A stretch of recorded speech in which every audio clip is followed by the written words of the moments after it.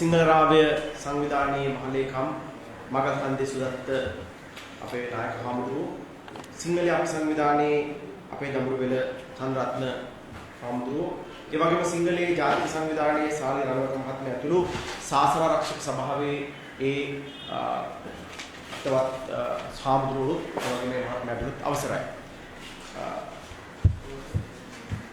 අත වශයෙන්ම ඊයේ හවස ජපානයේ ඉඳලා ඥානසාර හාමුදුරුවෝ ඉතාමත්ම සංවේගයෙන් යුතුව අපිත් එක්ක සාකච්ඡා කරලා ඉල්ලීමක් කරා වහාම මේ කාරණේ පිළිබඳව මහ ජනතාව දඩුවක් කරන්න කටයුතු කරන්න කියලා.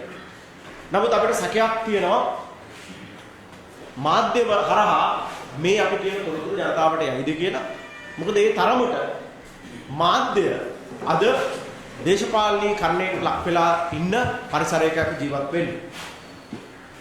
දැනට මාස දෙකකට පමණ පෙර බුදුබල සේනා සංවිධානයේ අපේ මහලේකම් හාමුදුරුවෝ ඥානසාර හාමුදුරුවෝ මාත් එක්ක පෞද්ගලිකව සාකච්ඡා කරලා කිව්වා එක්තරා දේශපාලන පක්ෂයක් හා කණ්ඩායමක් තීරණය කරාය බුදුබල සේනා සංවිධානයේට ඥානසාර හාමුදුරුවන්ට සහ විශේෂයෙන් මාව තනි කරලා පහර දීලා විනාශ කරන්න කියලා තීරණයක් ගත්තයි කියලා හාමුදුරුවෝ කිව්වා මහත්තයෝ ටිකක් පරිස්සම් වෙන්න ඉදිරිය තරම් හොඳ නැහැ. ඒ කියලා හරියට සුමානයක් යද්දී එක්තරා විද්‍යුත් මාධ්‍යයක නාලිකාවක ප්‍රශ්න විචාරය කරන පුජ්‍යලයා ඥානසාර හාමුදුරුවන්ට ජාතික හැඟීමක් තියෙනවා. නමුත් ඒකේ ගිහි නායකයෝ ඉන්නවා. ඒ අය කුමන්ත්‍රණ කරලා සල්ලි හොයලා වැඩ කරනවා කියලා කිව්වා. සාමාන්‍ය එහෙම කියන්නේ නැහැ. එහෙම කියනවනම් ඒ අයවත් කලවන්න අවශ්‍යයි. මාධ්‍ය සදාචාරයක් තියෙනවා. අපි මේ පිළිබඳව කතා කරනවා. ඉතින් එහි අවස්ථාවේදී අපි තීරණය කළා සංවිධානයේ හැටියට අපිට ඇති වෙනකම් පෞද්ගලික කාල පරිච්ඡේදය තුල දිගින් දිගටම විවිධ මට්ටම් වලින් විවිධ චෝදනා ඉදිරිපත් කළා පහර දෙන්න පටන් ගත්තා. නෝර්වේ සල්ලි, කුමන්ත්‍රණ, අනුග්‍රහ සිද්ධිය මේ සියල්ල අපේ ගිණුමට බැර කරලා බුදුබල සේනා සංවිධානය විනාශ කරන තත්ත්වයට අවශ්‍ය සියලු දේවල් කළා. සමහර අයට බුදුබලය කියන්නේ මියගිය සංවිධානයක්. අපේ කවුද මේ ජාතික සංවිධානය සම්බන්ධ දෙමළ ඇමතිවරයෙක් ඉන්නේ කවුද? මනෝ ගණේෂන්ට අනුව බුදුබල සේනා කියන මැරිච්ච සංවිධානය. තාම මතකයි අපේ දමර අමිල හාමුදුරුවෝ දැන් අවුරුදු 3කට විතර ඉස්සෙල්ලා කිව්වා තව පොය 2යි බුදුබල සේනා තියෙන්නේ. ඉතින් කොහොම එක එක්කෙනා එක එක මතක මල කරනවා. අපිට ඒක පිළිබඳ කිසිම ගැටලුවක් නැහැ. අපිට තියෙන ගැටලුව වන්නේ මේ සියල්ල ඊ타ත්ම සංවිධානාත්මක සිංහල බෞද්ධ බලය විනාශ කිරීම සඳහා ගනු ලබන ක්‍රියාමාර්ග. මේවා සංවිධානාත්මකයි. මේවා සැලසුම් සහගතවයි කරන්නේ. මේ සැලසුම් සහගත කරන පුජ්‍යලොත් කවුද කියලා අපි දන්නවා. මොකද ඒ අය සිංහල බෞද්ධයෝ වෙනුවෙන් පෙනී සිටිමින් දේශප්‍රේමීත්වය පෙනී සිටිමින් මේ රටේ සිදුවන කිසිදු පුරාවිද්‍යා ගැටලුවක් ගැන කතා කරන්නේ නැහැ. වන විනාශය ගැන කතා කරන්නේ නැහැ. මුස්ලිම් අන්තවාදය ගැන කතා කරන්නේ නැහැ.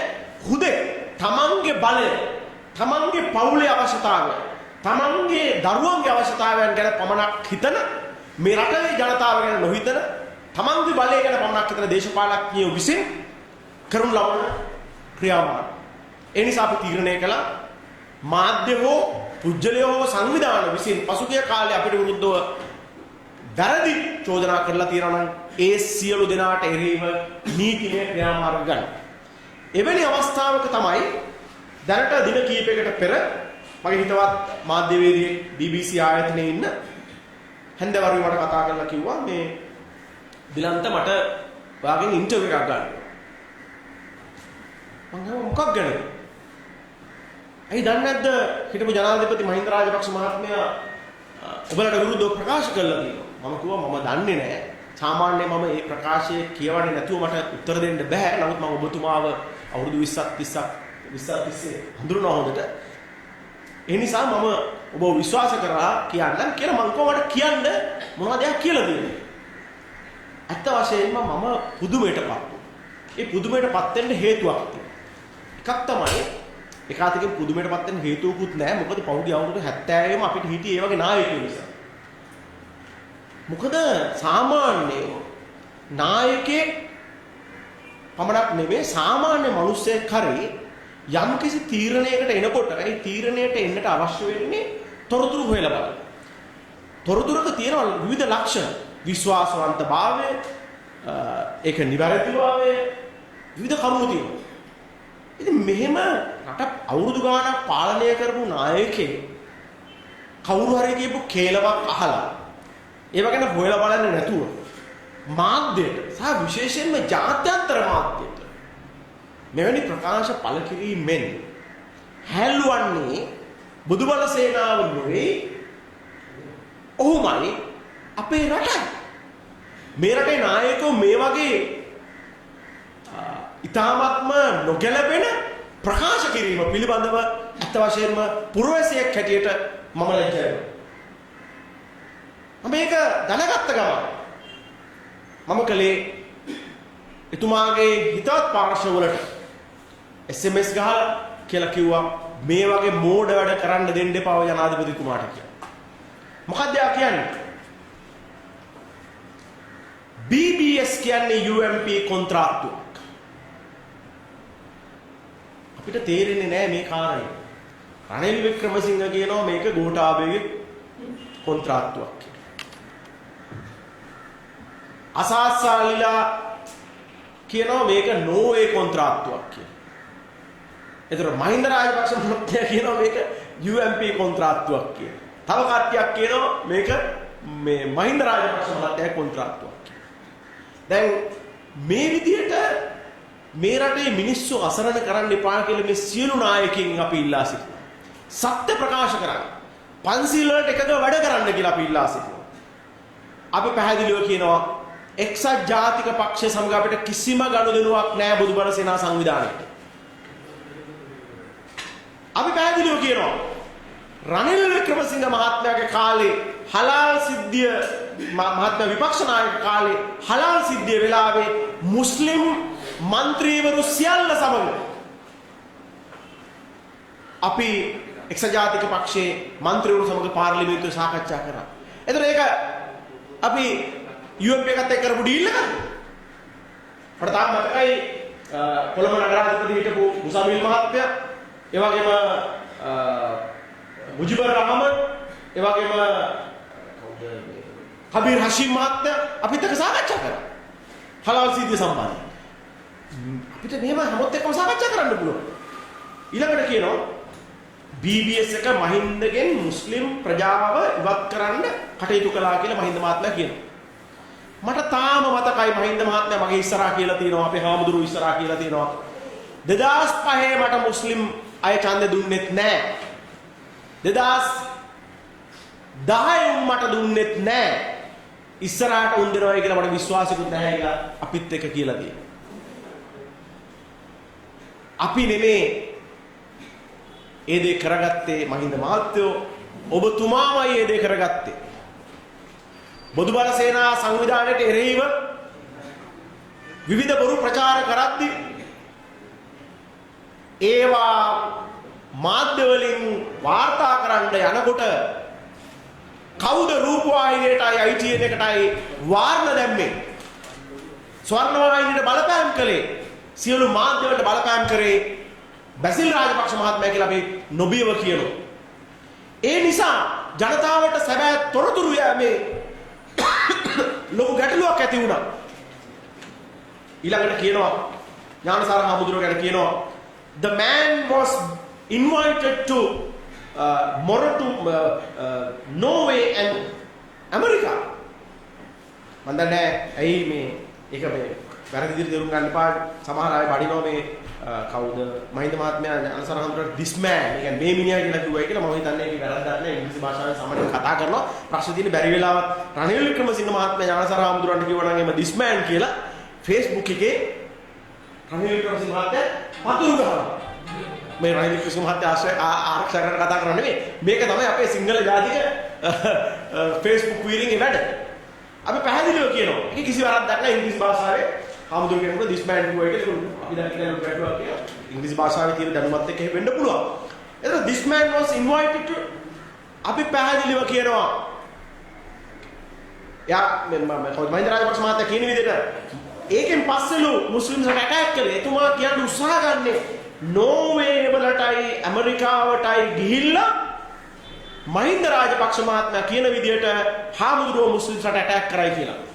මම මහින්ද රාජපක්ෂ මහත්තයාට පැහැදිලිව කියනවා බොදුබල සේනාවවත් ඥානසාර හාමුදුරුවෝවත් කිසිම ස්ථානයක මුස්ලිම් වරුන්ට මුස්ලිම් මිනිස්සුන්ට හෝ පල්ලිවලට හෝ ව්‍යාපාරික ආයතන වලට පහර දෙන්න කටයුතු කරේ නැහැ.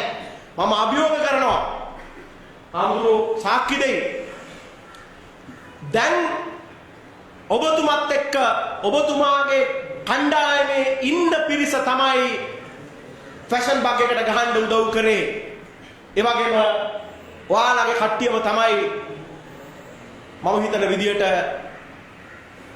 අලුත්ගම පහර වලට සම්බන්ධ වුණේ. එහෙම නැත්නම් බුදුබල සේනාවක සම්බන්ධ වුණේ නැහැ. ඒ නිසා තමයි කවුරුවත් ඇල්ලුවේ නැත්තේ.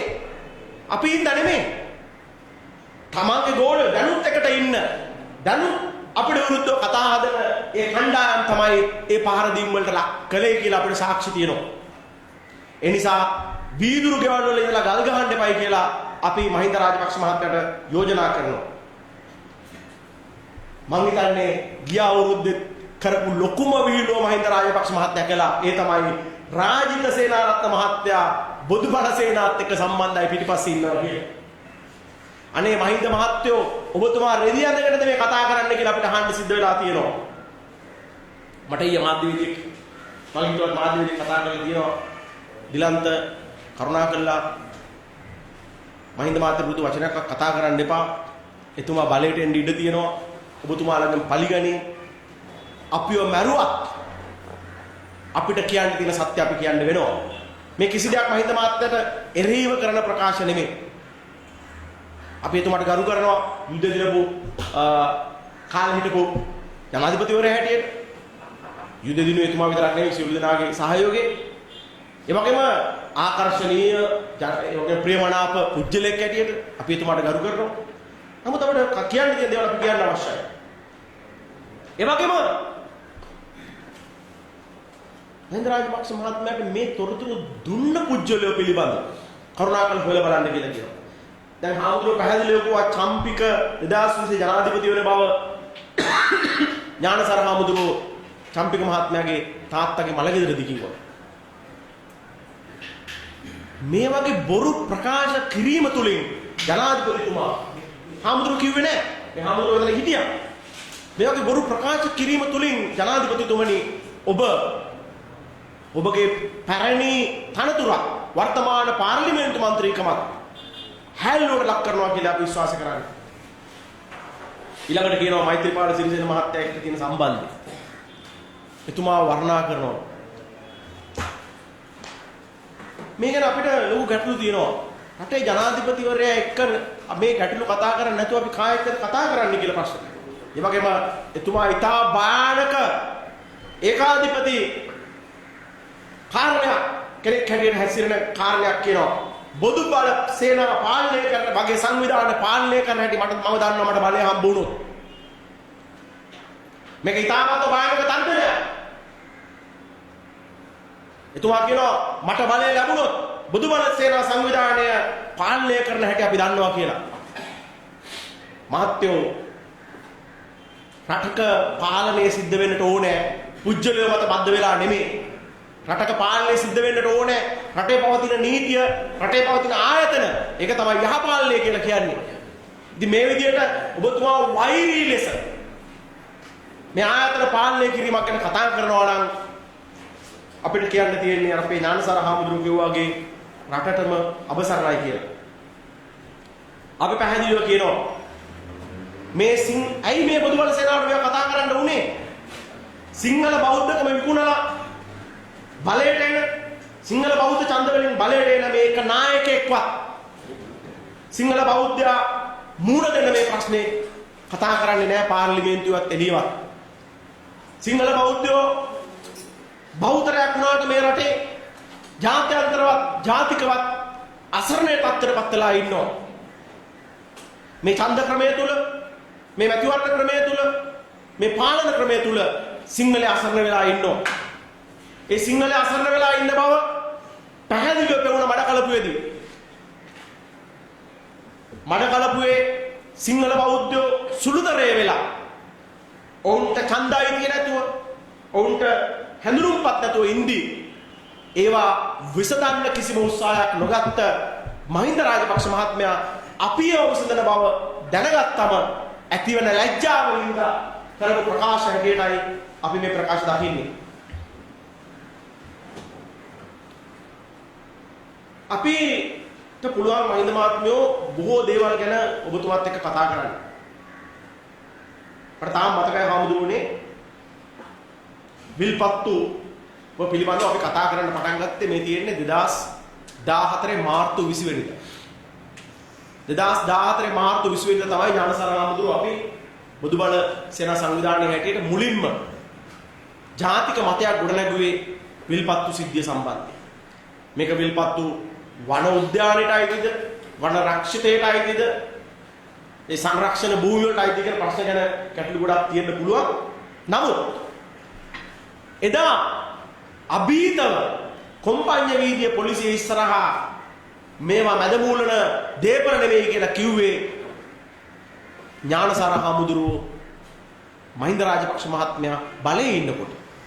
මට තාම මතකයි එදා හවස මහින්ද රාජපක්ෂ මහත්මයාගේ ඥාති ගෙදරකදී බැසිල් රාජපක්ෂ මහත්මයා තර්ජනය කළා අපිට මේ විල්පත්තු සිද්ධිය සම්බන්ධයෙන්. එදත් එතුමා කිව්වා මට චෝදනා කරා ඔයා තාරාඩි බෙල් නෝනලා චන්ද්‍රිකාලා එක්ක ආණ්ඩුව කරලා කුමන්ත්‍රණ කරනවා. මම කිව්වා කරුණාකරලා ඔබතුමාලා බොරු කියන්න එපා. කරුණාකරලා අසත්‍ය දේවල් කියන්න එපා කියලා එතුමාලා අපිව බය කරන්න උත්සාහ කරා. ඒ වගේ මට මතකයි 2013 ජනවාරි මාසේ මහින්ද රාජපක්ෂ මහත්මයා මට තර්ජනය කරා. තර්ජනය කළේ එතුමාගේ කාර්යාලයේදී අරලිගහ මන්දිරේදී කතා කරලා කිව්වා ඔය තමයි මේ ඔක්කොම කරන්නේ. ඔය හදන්නේ ආණ්ඩුව පෙරලන්නද? මම කව ජනාධිපතිතුමා කරුණා කරලා වැරදි තොරතුරු මත කටයුතු කරන්න එපා. ඔබතුමා කියන කතාව මම පිළිගන්නේ නැහැ. මගේ එහෙම සංසුමක් නැහැ. කියනකොට උදේ ගම්මන් පිළමාත් මගේ අතමිරිකුව මට තේරුන්නේ නැහැ. ඇයි අතමිරිකුවේ කියලා. ඊට පස්සේ ජනාධිපතිතුමාගේ මූණ රතු වෙලා මට කිව්වා ඔය බලා ගන්නවා පුළුවන් නම් පෙරලනවා ආණ්ඩුව කියලා. එහෙම තර්ජනය කළා අපිට. නමුත් ඊට පස්සේ මම ඇහුවා උදේ ගමන් පෙළගෙන් උදේ මොකද මල්ලි මේ මගේ අතමිරිකුවේ. උදේ මට කිව්වා අයියේ ජනාධිපතිතුමාට තරහ ගියාම මොනවා කරයිද දන්නේ නැහැ. අපි නම් කවදාවත් එයත් එක්ක එකට කතා කරන්නේ නැහැ කියලා මං කව උදේ අපිට නැති වෙන්න දෙයක් නැහැ.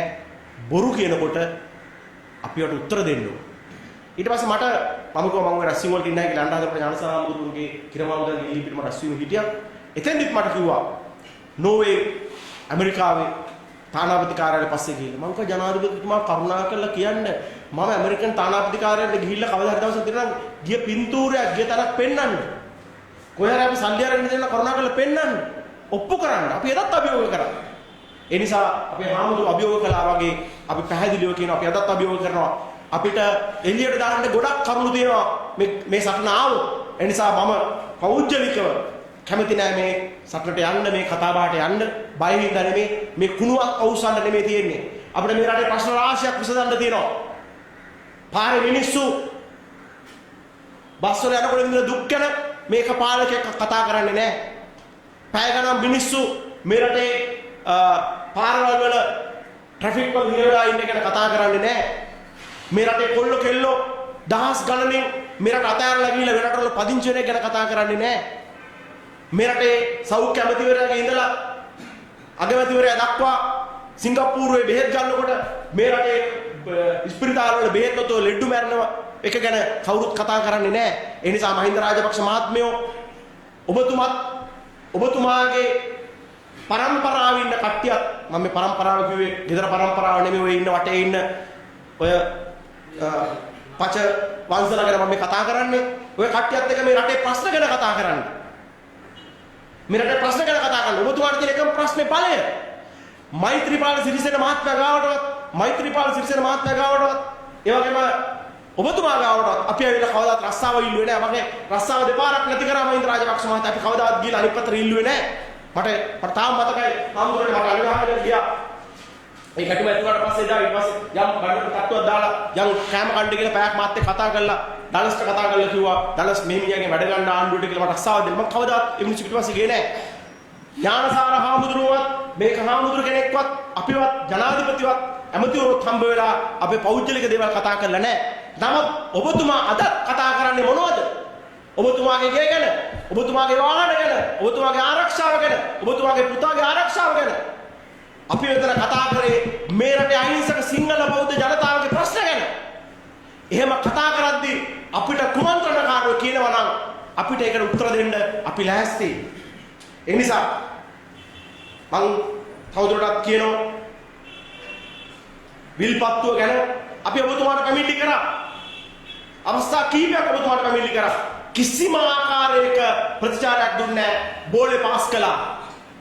බැසිල් එක කතා කරන්න බැසිල් තමයි වැඩේ කරේ කිව්වා. හලාල් ගැන කතා කරපුවාම බැසිල් එක කතා කරනවා. බුදුහාමුදුරට අපහාස කරන වීඩියෝ එක පෙන්නපුවාම බලන්න කැමතුනේ නැහැ. මම බලෙන් ජනාධිපතිතුමාට පෙන්නුවේ. අර කවුද මේ තවුල් ජමාත් එකේ. ඔගොල්ලෝ නඩු ගියාද? කියලා අපි පැත්තට බෝලේ පාස් කරා. අපි මේ ඔක්කොම දන්නවා. ඊට පස්සේ අපි කිව්වා ගුවන් විදුලියේ ඔබතුමාගේ පාලනයට තියෙන ගුවන් විදුලිය මේ වෙනකොට මුස්ලිම් අන්තවාදීන්ගේ යටතට ගිහිල්ලා. අද එහෙම වෙනවයි කියලා මංගල සමරවීරමතුමා රහස පිළි අරගෙන ඉදිරියට ගන්න ආරංචි. හැබැයි ප්‍රශ්න තියෙන්නේ ඒ කිසි දෙයකට එතුමා පිළිතුරු දුන්නෙත් නැහැ, ප්‍රශ්න විසඳන්න උත්සාහ කළෙත් නැහැ. ඒ නිසා තමයි අපිට කෑ ගන්න සිද්ධ වුනේ. අපි අදත් කෑ ගහනවා, හෙටත් කෑ ගහනවා. ඒක ඔබතුමාට නෙමෙයි මං හිතන්නේ කිසිම පාලනයකට පුළුවන් වෙන එකක් නෑ මේක නවත්තන්න. අපි පැහැදිලිව තවදුරටත් කියනවා අපිට අවශ්‍ය වෙයි සියලු නායකයොත් එක්ක කතා කරන්න.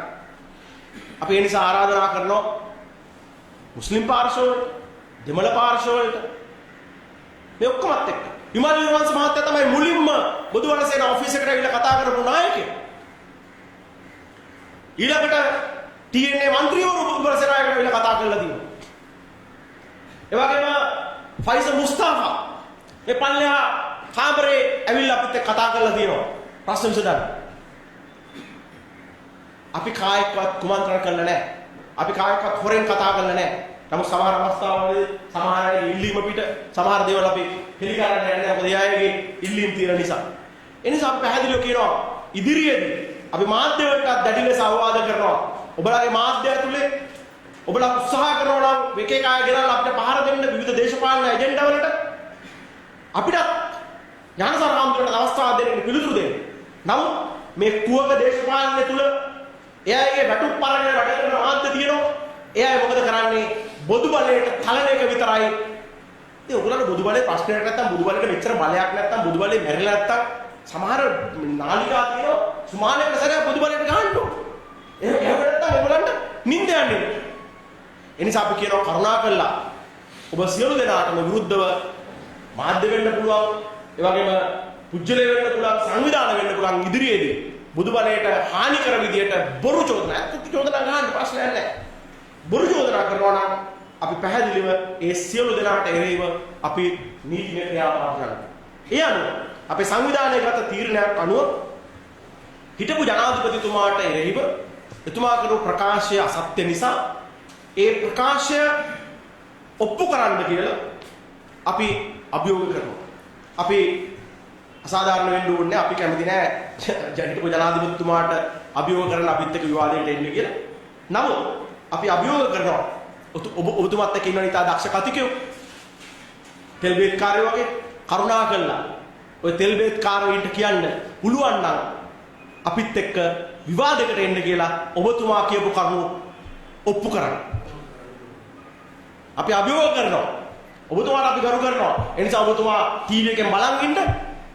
හැබැයි ඔය තෙල් බේත් පන්සලට සහ ඒ ඇතුළු පරපුරට අපි කියනවා පුළුවන් නම් එන්න අපිත් එක්ක අභියෝග කරලා පුළුවන් නම් ඔප්පු කරන්න ඥානසර හාමුදුරන්ට කරපු ඒ අපහාස ඒ චෝදනා සත්‍යයි කියන.